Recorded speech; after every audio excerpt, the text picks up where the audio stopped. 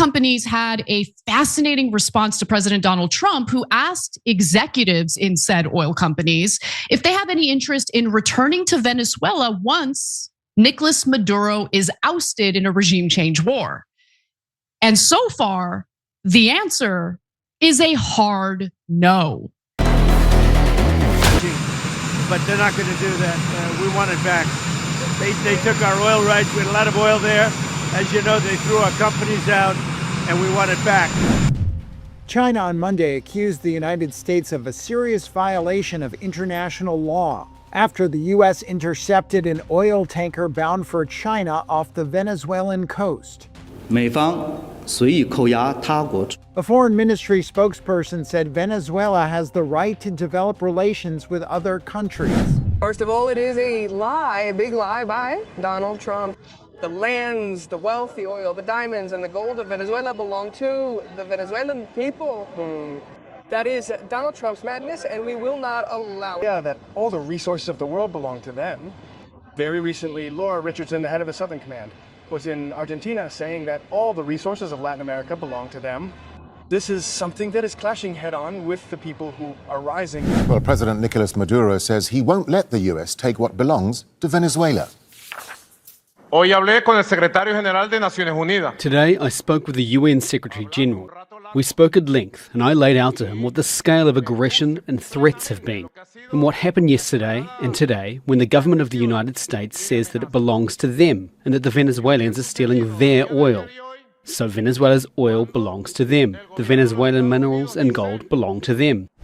The deal was supposed to change everything. Washington signaled a return to Venezuela's oil fields. Sanctions were eased, expectations were set, markets watched closely. Then the unthinkable happened. Major oil giants didn't rush in. They walked away. Projects stalled, negotiations froze, and into that vacuum stepped a familiar.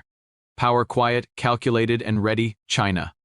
While the U.S. hesitated, Beijing moved, contracts shifted, control followed, and Venezuela's oil, once seen as a strategic comeback for Washington, began slipping out of reach. This isn't just about energy, it's about influence, leverage, and how one failed deal may have handed China its next strategic win. For years, Venezuela's oil industry existed in isolation. Sanctions had choked investment, infrastructure decayed, output collapsed. What was once one of the world's largest oil producers became a cautionary tale of political risk and lost potential. Fields sat idle, refineries rusted, and global energy markets learned to move on without Venezuelan crude. Then came a shift. As global energy pressures mounted and supply chains tightened, Washington began recalculating. The logic was simple on paper. Venezuela still had some of the largest proven oil reserves on Earth. Bringing that supply back online under controlled conditions could ease pressure, stabilize prices, and reassert influence in a region that had drifted away. Signals were sent, sanctions were partially relaxed, licenses were discussed, diplomatic language softened. The message was clear, the door was opening, what Washington expected. Next was predictable. Oil giants armed with capital, technology, and experience would return. Deals would be signed, production would restart, influence would follow investment. That's not what happened. Instead of a rush, there was hesitation. Boardrooms moved slowly, risk teams raised red flags, lawyers dug into the fine print, and executives asked a question that Washington hadn't fully accounted for: why now and for how long? Venezuela's oil sector didn't just need money, it needed stability. Years of underinvestment meant billions would be required just to restore baseline production. Infrastructure wasn't merely outdated, it was failing. Pipelines leaked, equipment malfunctioned, skilled labor had fled, and above all, uncertainty loomed. Sanctions relief looked temporary, political signals were mixed. One change in tone, one election cycle, one policy reversal, and everything could snap shut again. For oil giants, that wasn't a manageable risk, it was a structural one, so they paused. Some delayed commitments, others declined outright. A few explored limited engagement, but nothing close to the scale Washington had hoped for. The reopening didn't trigger a surge, it triggered a vacuum, and vacuums never stay empty for long. While Western companies hesitated, another player had been watching carefully. China didn't need persuasion, it didn't need public reassurance, and it didn't need short-term certainty. It needed access. For years, China had already been embedded in Venezuela's energy story through loans, oil-backed repayment agreements, and infrastructure involvement, but sanctions had complicated those arrangements, slowing flows and reducing leverage. Now, the environment was changing, not dramatically, not loudly, but just enough. Chinese firms approached the situation differently. Where Western companies saw political risk, Beijing saw bargaining power. Where oil giants demanded guarantees, Chinese negotiators structured long-term arrangements tied to repayment, infrastructure, control, and future supply. This wasn't about optics, it was about positioning. As U.S. companies stayed cautious, Chinese entities expanded quietly. Refining agreements were adjusted, shipping routes adapted, financing structures deepened, and crude that might have flowed west instead began moving east. What made this moment critical wasn't just who moved but who didn't. Oil giants walking away sent a signal. Far beyond Venezuela, it told markets that political green lights didn't equal commercial certainty. That policy openings without durability weren't enough to unlock capital, and China understood that better than anyone. Beijing didn't frame its involvement as a grand takeover. There were no victory speeches, no dramatic announcements, just incremental steps that added up to something larger, control without confrontation. This is how influence often shifts in the modern energy world, not through seizures or declarations, but through contracts, financing, and patience. Meanwhile, Washington's leverage weakened. The strategy had assumed participation. Without it, the reopening lost momentum, production gains remained limited, and the narrative shifted from opportunity to mischance. For Venezuela, the outcome was bittersweet. The country needed partners, it needed investment, and it needed buyers willing to operate in a difficult environment. When Western firms hesitated, Chinese involvement offered continuity even if it came with strings attached. Those strings mattered. Oil for loan structures reduced cash flexibility, infrastructure deals locked in long-term dependencies, and supply commitments prioritized repayment over market diversification. But for a government under pressure, any certainty was better than none, and China offered that. This wasn't a sudden takeover, it was the result of asymmetry. Western firms operate under shareholder scrutiny, regulatory oversight, and political exposure. Chinese state-backed entities operate under strategic mandates. Longer timelines and higher risk tolerance in volatile environments, that difference becomes decisive. As weeks turned into months, the pattern became clear. The reopening hadn't restored U.S. influence, it had exposed its limits. Energy markets adjusted accordingly. Traders noted where crude was flowing. Analysts revised forecasts, and quietly, the assumption that Venezuela's return would favor Washington faded. What remained was a lesson the energy world has learned repeatedly: access without commitment invites competitors. And competitors who plan for uncertainty often win. This wasn't yet a headline-grabbing collapse. There were no dramatic failures, just a slow realization that the window had been misjudged. China didn't need to outbid the US, it just needed to outweight it. And that set the stage for what comes next, because once control over energy flows begins to shift, the consequences extend far beyond oil prices.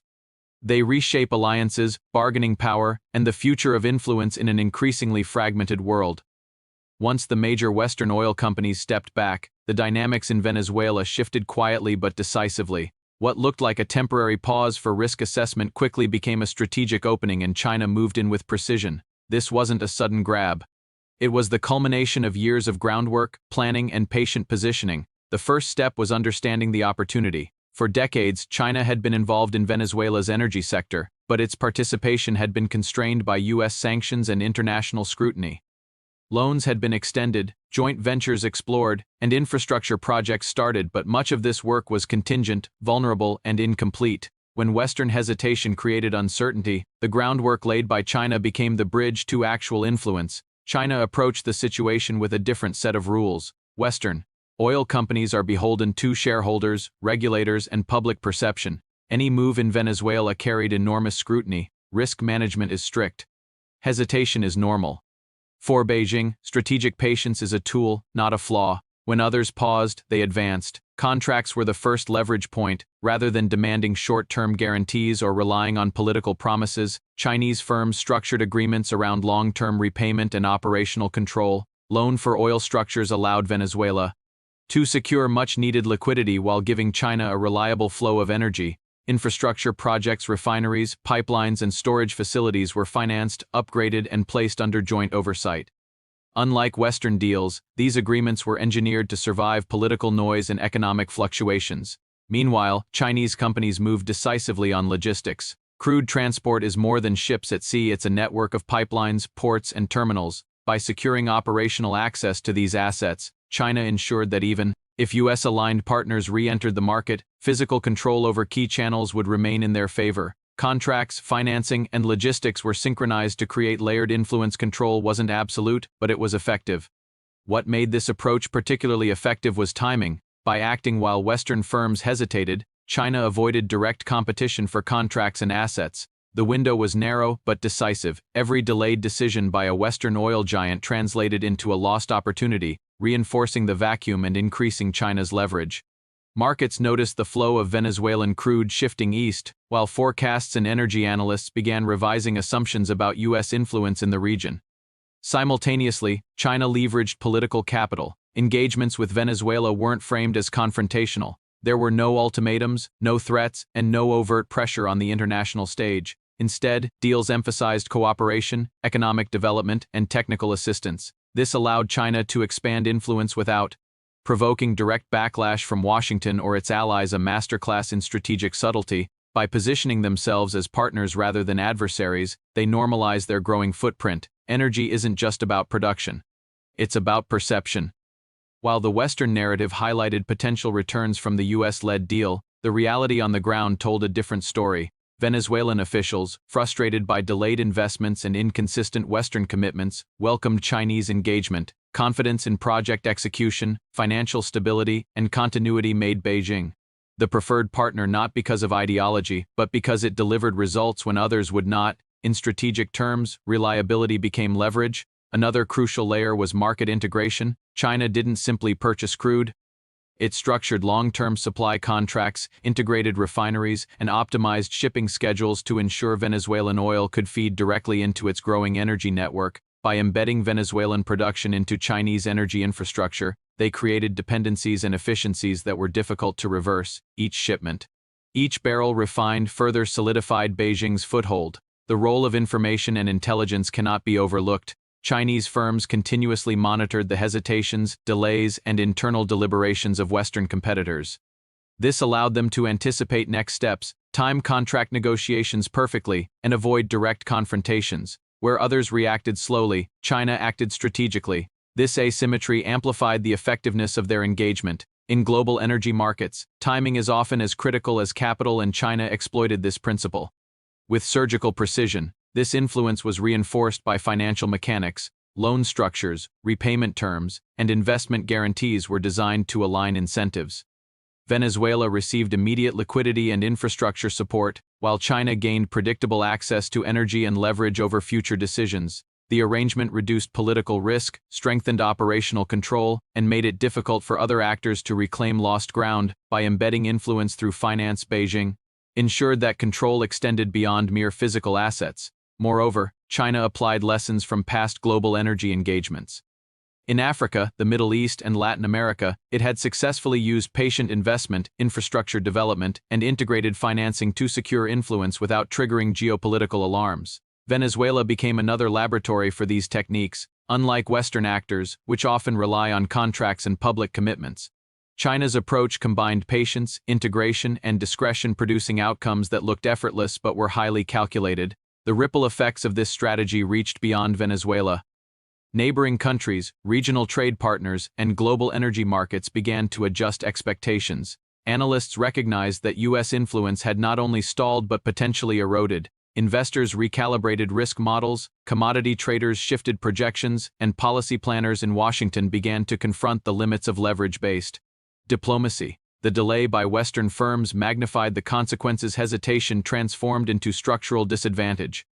At the same time, China reinforced soft power. Infrastructure projects, technical assistance, and collaborative development initiatives portrayed Beijing as a constructive partner. This narrative had multiple advantages. It softened international scrutiny, secured domestic legitimacy for Venezuela's government, and strengthened bilateral relations. By combining economic, operational, and narrative strategies, China converted a commercial opportunity into a multi-dimensional influence gain.